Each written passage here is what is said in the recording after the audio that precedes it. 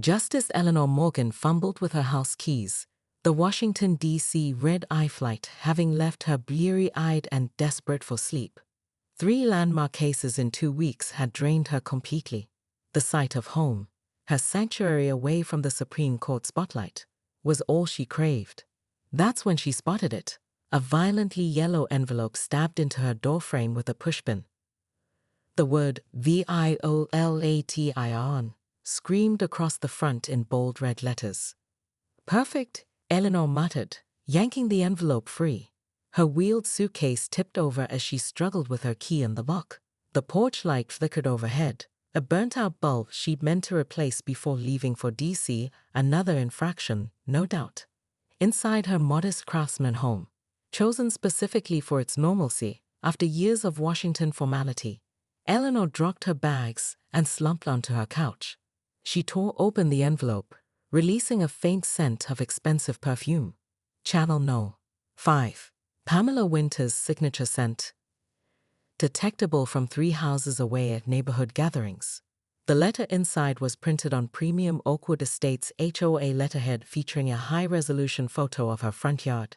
Her lawn, admittedly shaggier than usual after her absence, was circled in angry red marker with arrows pointing to specific offending areas. A $750 fine was highlighted at the bottom, along with a personal note scrawled in the margin. This type of neglect brings down property values for everyone. Q. Eleanor's exhaustion evaporated, replaced by a familiar surge of analytical focus, the same mental shift that happened when she spotted a logical flaw in oral arguments. She recognized the handwriting immediately. Pamela Winters had campaigned for HOA president on a platform of neighborhood excellence at any cost. The same woman who'd interrupted Eleanor's quiet gardening last spring to lecture her about acceptable flower varieties, while sneaking not-so-subtle glances through Eleanor's front windows. $750, Eleanor said aloud, her voice echoing in the empty house. The amount was exorbitant, roughly the same as a filing fee for the Supreme Court. The irony wasn't lost on her.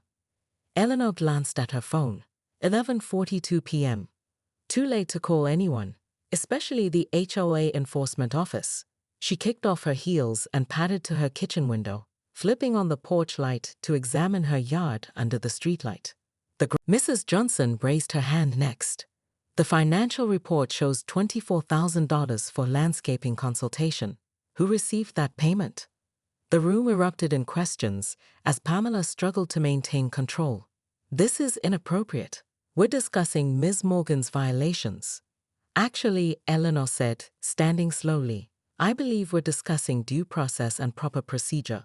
Fundamental principles that apply everywhere from the highest courts to, yes, homeowners associations.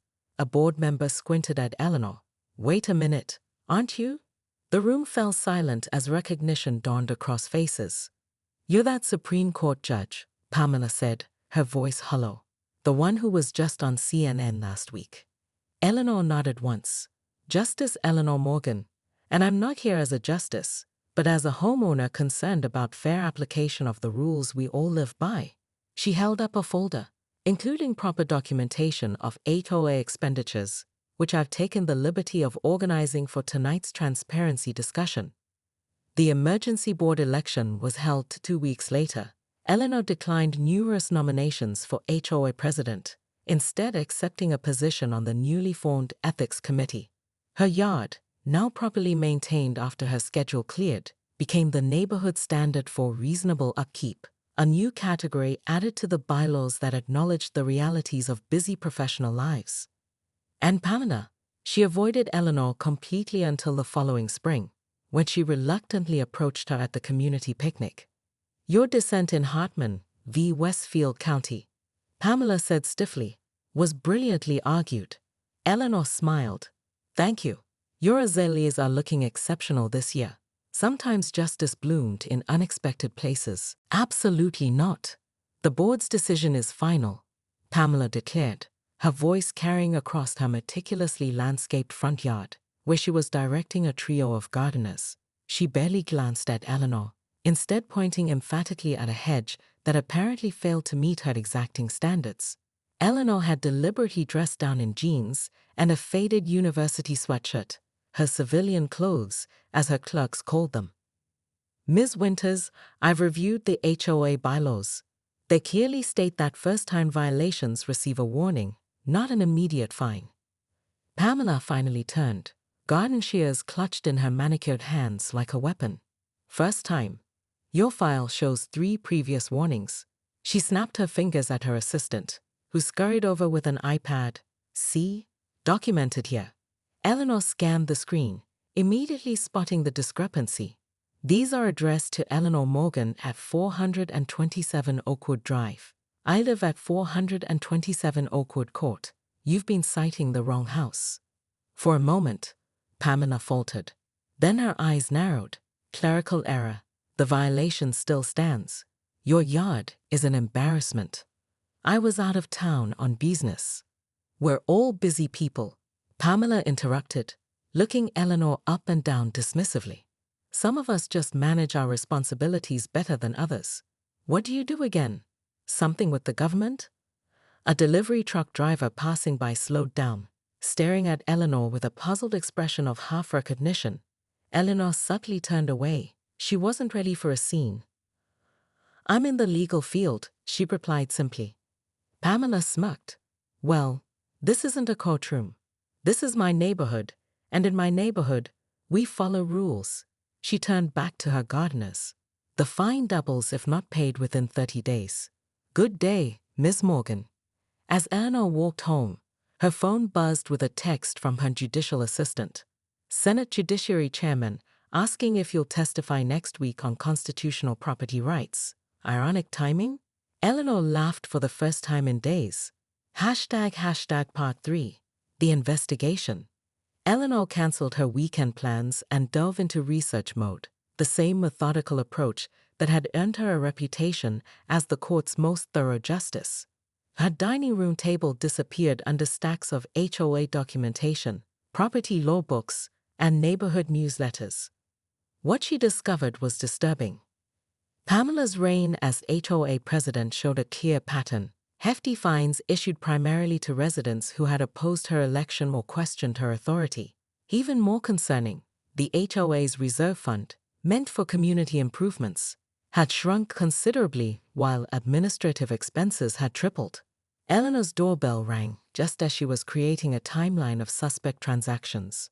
Her neighbor Mrs. Chen stood on the porch with a homemade casserole. I saw the violation notice, Mrs. Chen whispered, glancing nervously at the street. Everyone's getting them. The Johnsons lost their appeal to build a wheelchair ramp for their daughter. Pamela said it would disrupt neighborhood aesthetics.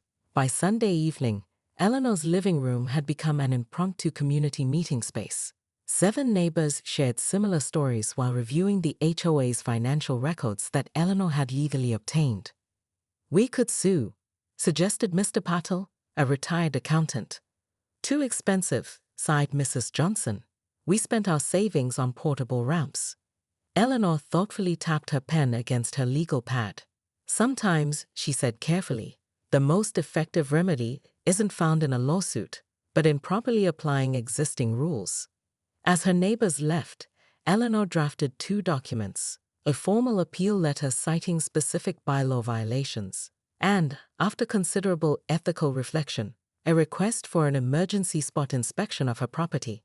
Part 4. The revelation. The community center buzzed with unprecedented attendance for an HOA meeting. Eleanor sat quietly in the back row, observing Pamela's triumphant entrance with the board members trailing behind her like reluctant courtiers. First agenda item, Pamela announced, property violations and appeals. She clicked to a slideshow featuring Eleanor's yard. Ms. Morgan seems to believe she deserves special treatment.